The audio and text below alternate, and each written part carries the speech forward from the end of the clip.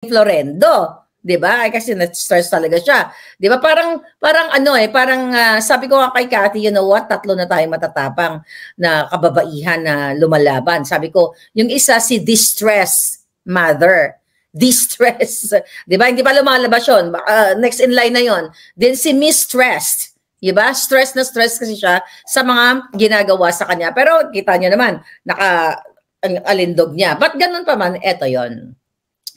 Sabi ko sa kanya, I am a very straightforward person, darling. Sabi ko, Cathy, ito, sinasabi sa akin ng mga nakakilala, mga actually, hindi na makakilala sa'yo eh. Sabi ni ganito, mga hearsay ba, na ikaw ay kabit, mga ganyan-ganyan, ganito, ganon-ganon. Tapos, sabi ko, I don't judge people. Okay? Kung ano man yung napuntahan mong isang ganon, isang sitwasyon, okay, na ikaw ay bata pa, naligaw ka ng landas, and later on,